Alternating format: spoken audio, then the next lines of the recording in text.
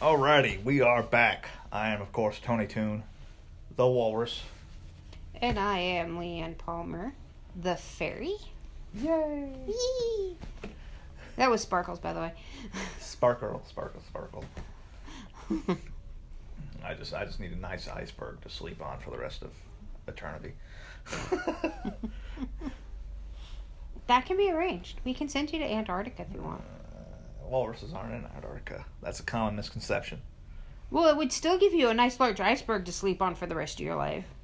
Yeah, but I don't know if there's clams to feast upon. Oh. Okay. I don't, because that's what walruses. That's what they eat. Yeah, clams. they dive down and they use their tusks. See, this is why I like the idea of being a walrus. Is they go to the water. They spend the most of the time in the water playing, busting up clams, eating fish. Then they return periodically to land to mate and sleep, which sounds like a pretty good life to me. Sounds like a pretty good life to everybody. But I will point out being in the Navy sucked. Because I know there's someone listening that is like, well, didn't this guy say? He said, that's pretty much what that's pretty much what sailors do. No, we do more, and it sucked. It's not so much about the eating on the ship and then returning to land to mate and sleep that didn't work out. It was dealing with all the people. But anyways. Anyway, so our topic for this video is going to be the Democratic candidate field for 2020. You ain't no Jim Webb, people. Which is far too big to keep track of at this point. Yeah. We're at like 23 or 24 candidates. Don't quote me on the number. I just know that there is more than 20 of them at this point. Let's see here. See how many of them I can name. We got Biden, Sanders, Tulsi Gabbard, Andrew Yang, Christian Gillibrand, Pete Buttigieg, Eric Swalwell.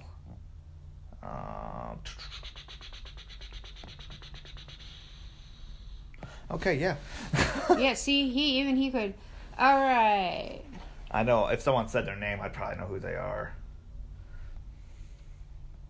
Is it Cory Booker running? Yeah, Cory Booker's running too.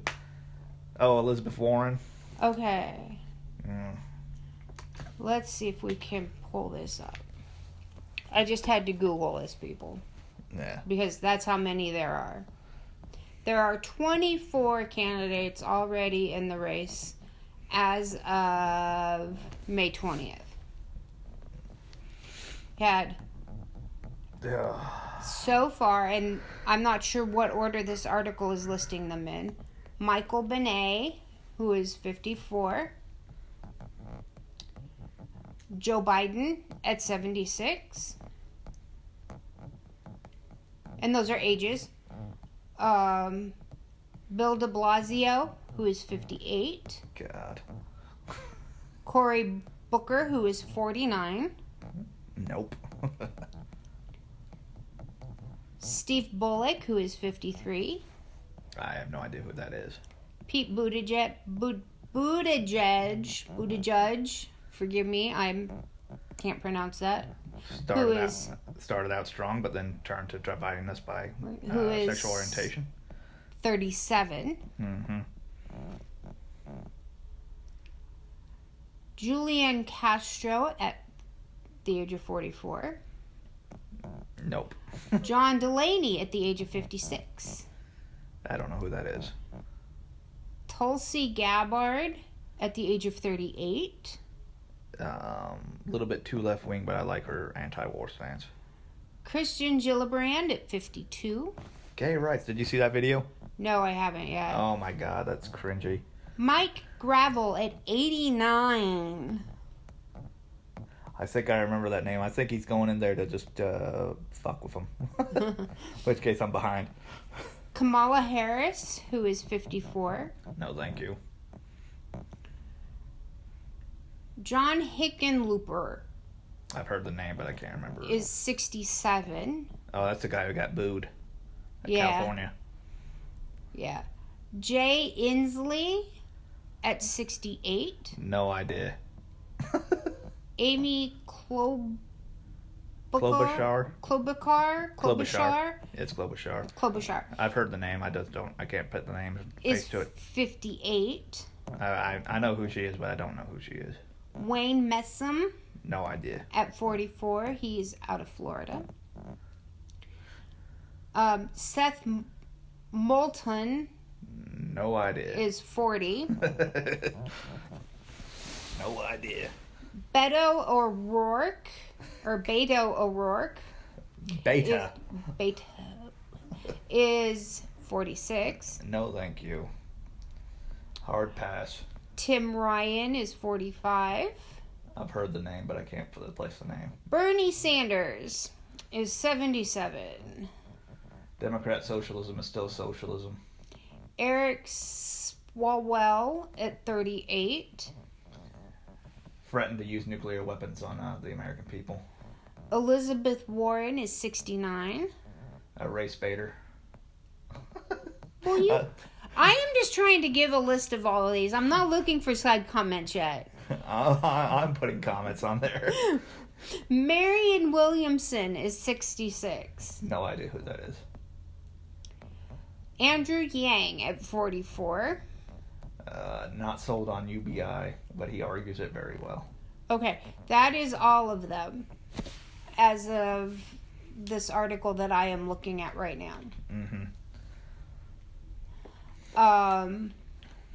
So, how do you want to do this? We can go through this again and I can read what this article has to say on each of these candidates and we can discuss, which is going to be a very long video.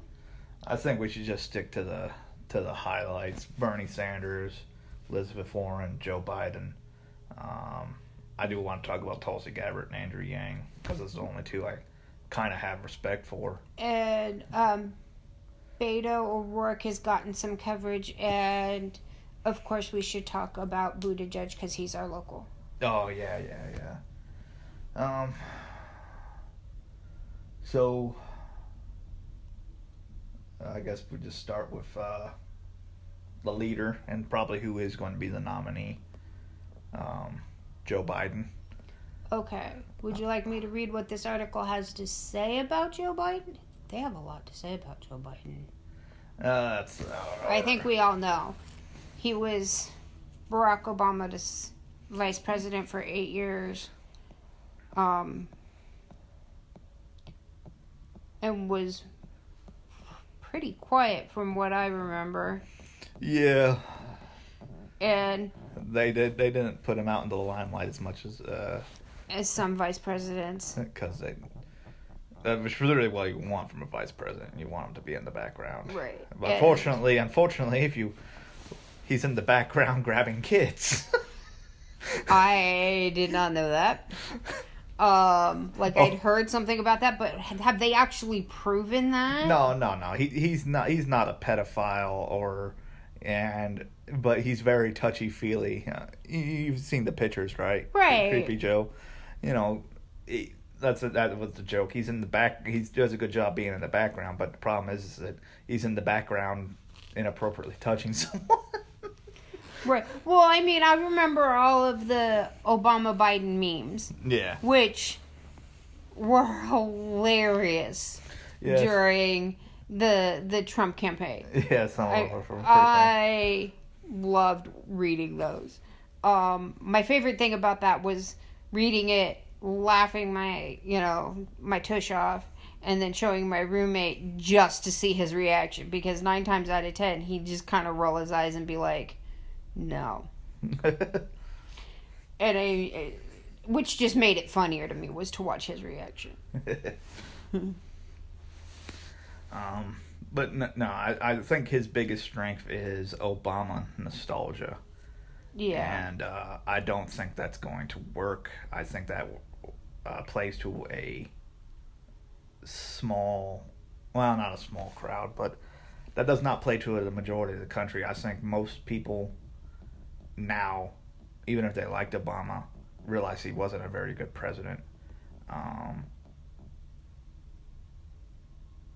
I don't Yeah, I think even if the economy takes a downturn, which it might here in the next couple year or so, I don't. I think all Trump will have to do is even if the economy downturns a little bit, he can go, well, we've had huge growth for most of my presidency, and for Obama's presidency, we were stagnant. Right. And I think maybe our next video should be on the economy. Yeah. Because that is Interesting. It's a big topic, and there are things happening currently that are going to affect us in 2020 and 2021. Yeah. So I think that's his biggest strength is Obama nostalgia. Yeah. Obviously, I think the media is behind him. I originally thought, well, as an aside, I thought it looked to me at the very beginning that the media was trying to get behind Kristen Gillibrand, that she was the heir apparent to Hillary Clinton, but that fell flat on its face.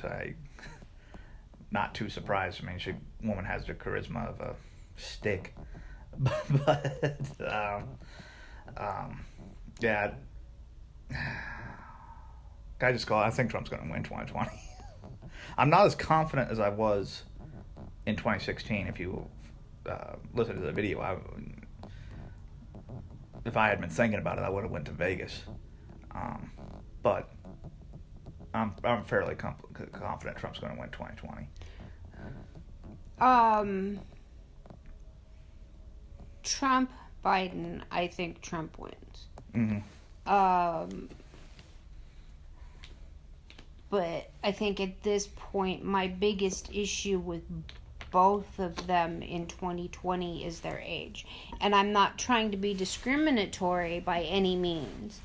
But it is a fact that when you get to a certain age, you start to have memory issues. You start to have visual issues. You start to have physical problems that can impede your ability to do a job. Yeah. Now, while most 77 or most 70 plus year olds can handle a job just fine, the stress levels that come with the office of the presidency are going to exacerbate some of those, and I think it becomes a hindrance. Yeah, I can see that. And that's another thing. Trump, for some reason, seems to have a lot of energy despite his age and eating like crap. The rumor is that he is hyped up on Adderall the entire time, which he might very well be. Let's be honest. It wouldn't surprise me if he is. Right, and we say rumor. There is no way to prove or disprove what is being said. Yeah. And I wouldn't care even if he was, to tell you the truth. But, no, I mean, you look at Hillary Clinton. Hillary Clinton's problem is that she, despite what the media was telling you, she was not in good health. It was obvious that to anybody watching that she was having health issues during the end of the campaign. Oh, yeah. And, I mean, that prevented her from campaigning in states that she needed to win, like Wisconsin and Michigan and Pennsylvania. And, that helped Trump out a lot. So I don't know if Joe Biden has the energy to match Trump as far as campaigning. Okay. That's part of the reason why I think Trump's going to win 2020. Maybe it speaks to how egotistical Trump is, but it doesn't really look like being president has affected him too much. Right.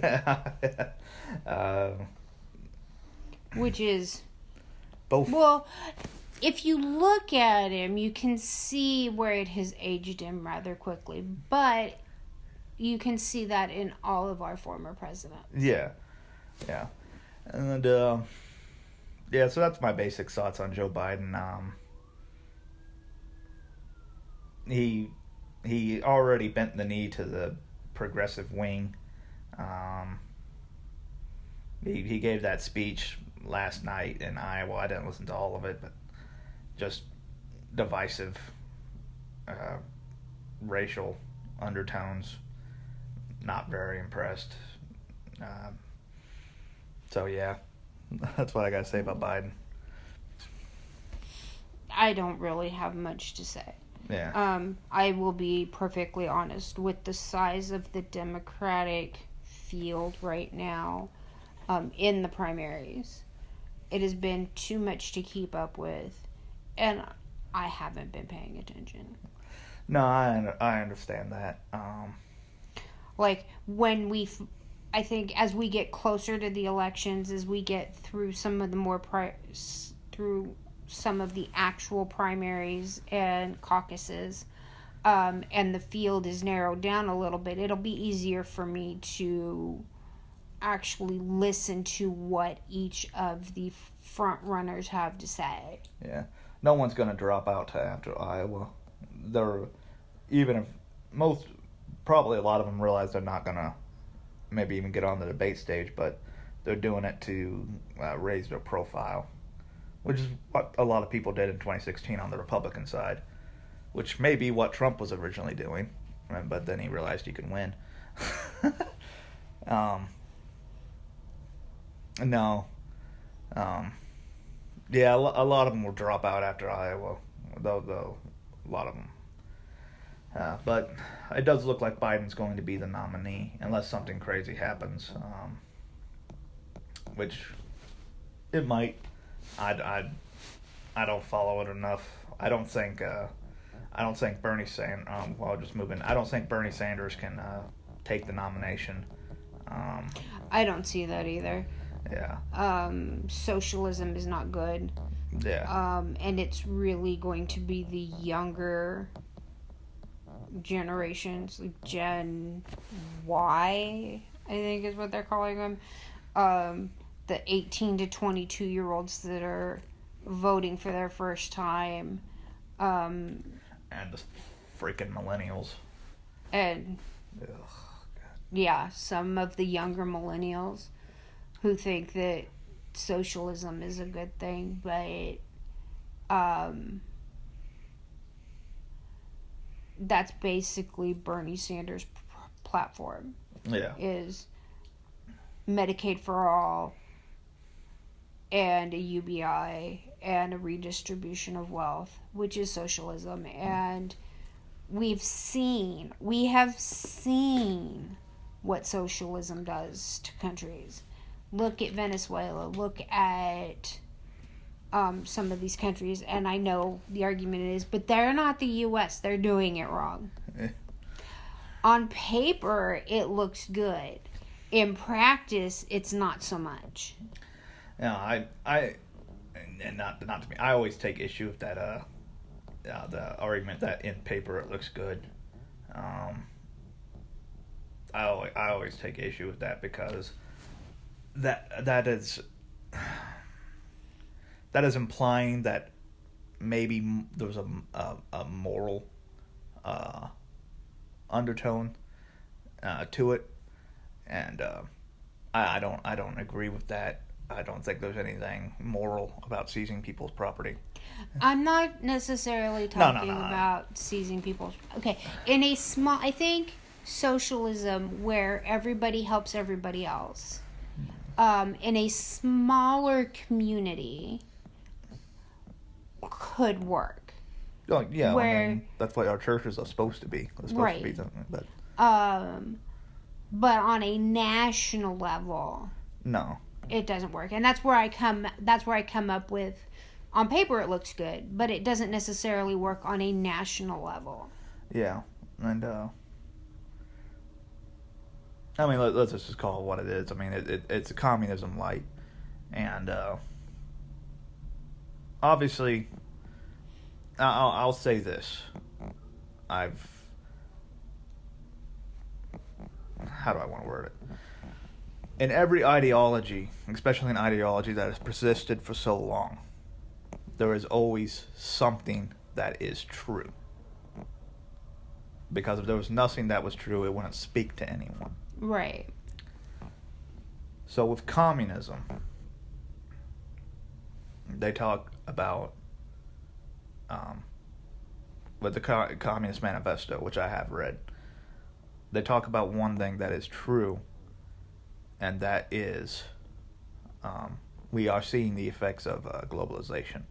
Yes. Now, they're going about it the opposite way. They seem to be heading towards more globalization. No. Bad. But that's obviously true. As far as the class warfare thing goes, I think it's true that there is class warfare, but to define all conflict as conflict between the classes is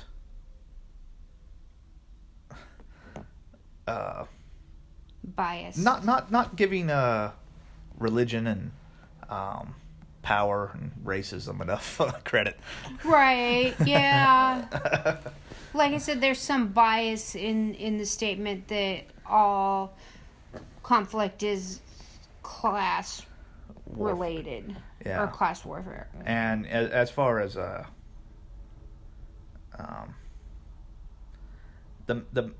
middle class and the lower class aren't each other's enemies. The problem is aristocracies.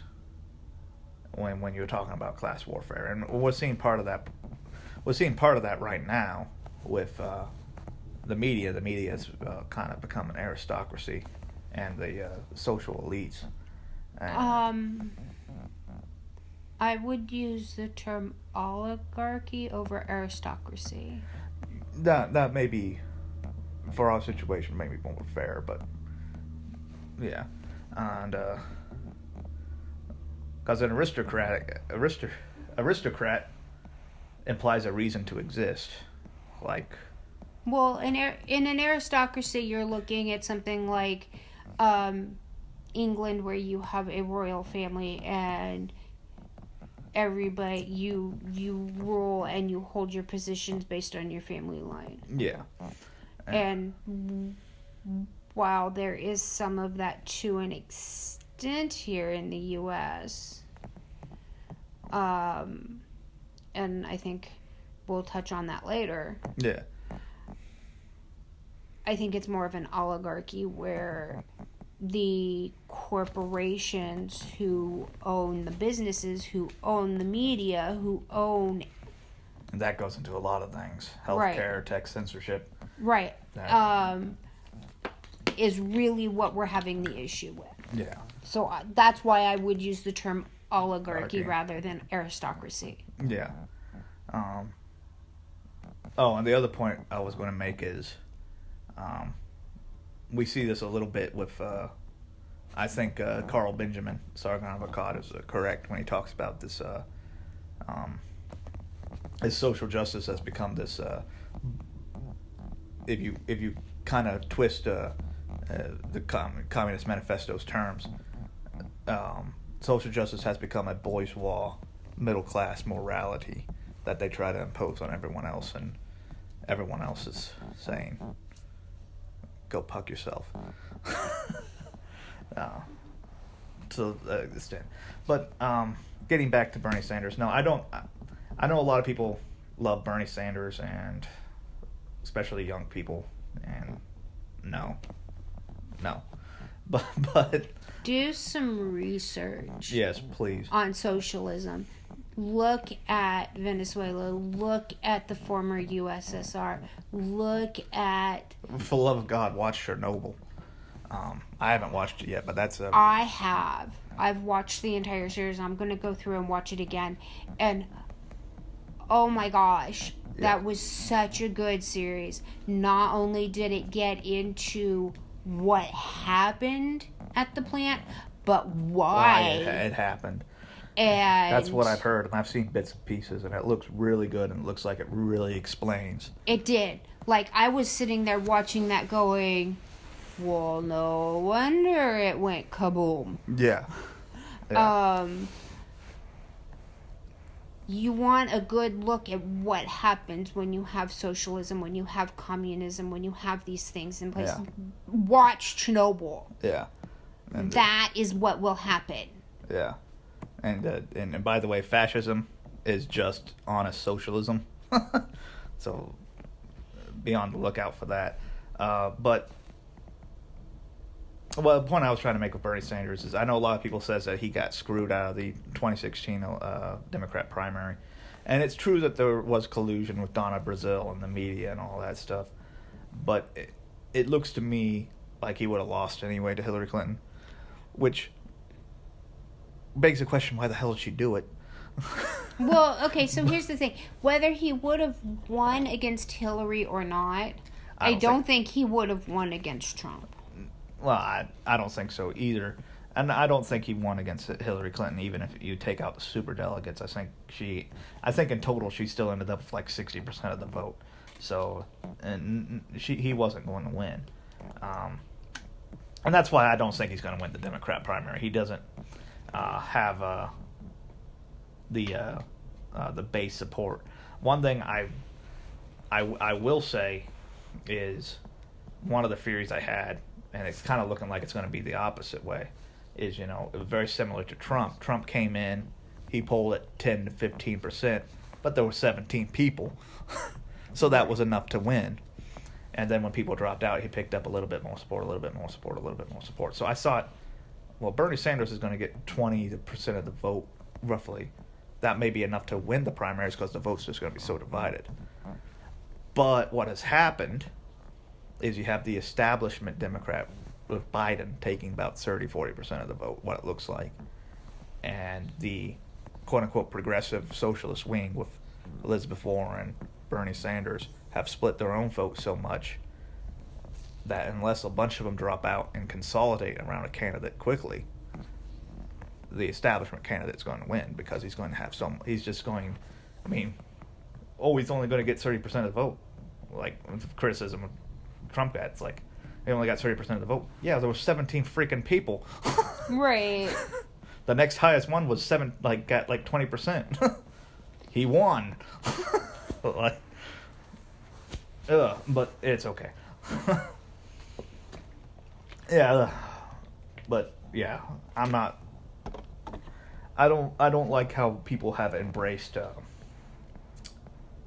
socialism or social justice. I don't like it at all. I don't like it either. Which brings us to Andrew Yang. Okay. And his UBI, or Universal Basic Income. He calls it the Freedom Dividend, which is a PR move, but it's UBI. I'm not sure I like that idea.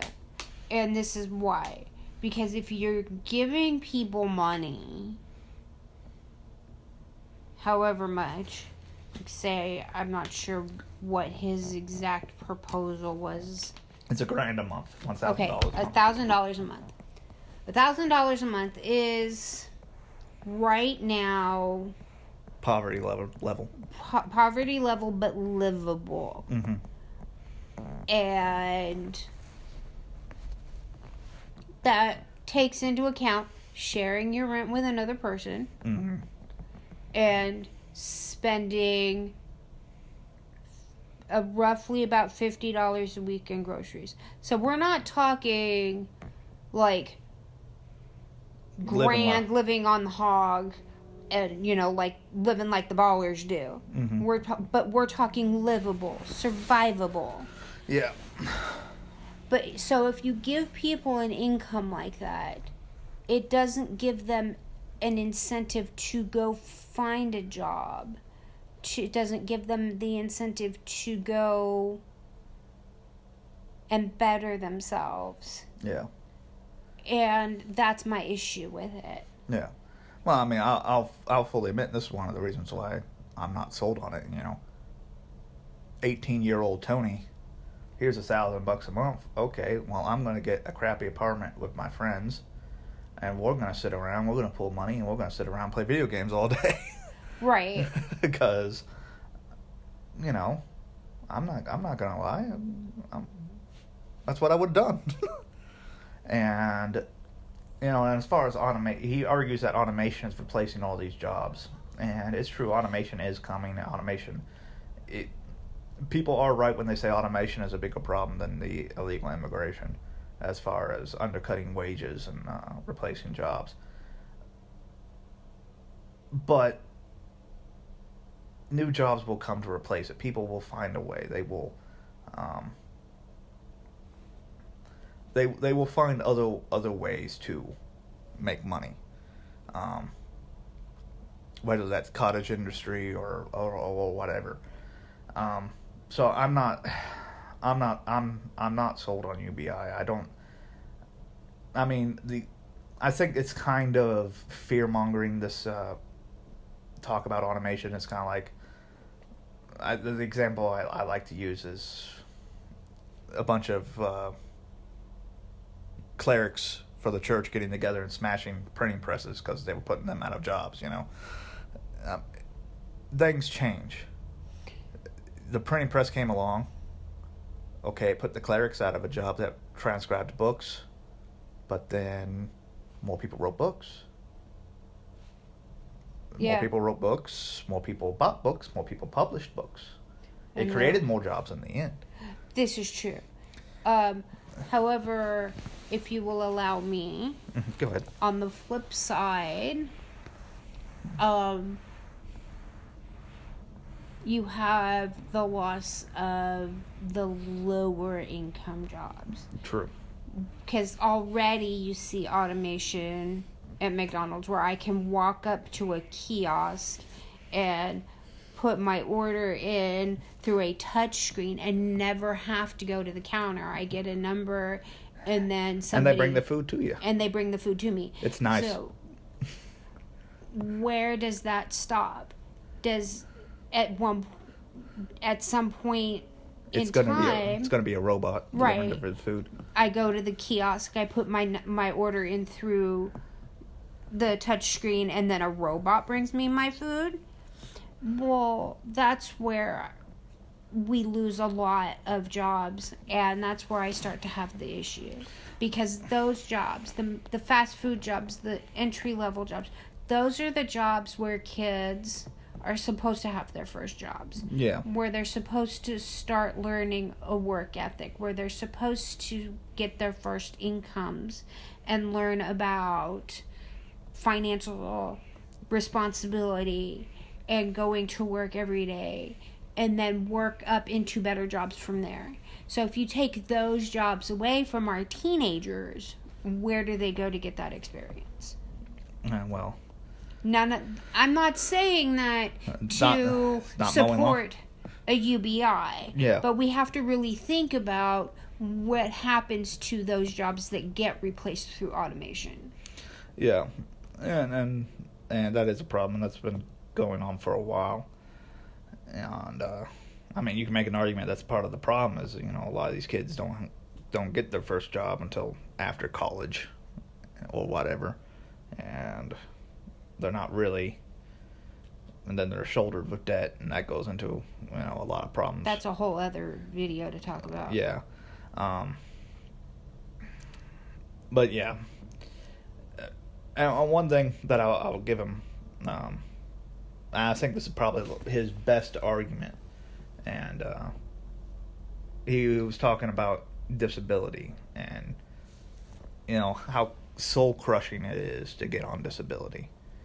And yeah, a lot of people don't take jobs because or they don't help their community or whatever because if I do this, I'll lose my disability. If I go to the church and help fundraise or work for a couple hours, volunteer, they're like, well, you can do this, you can work.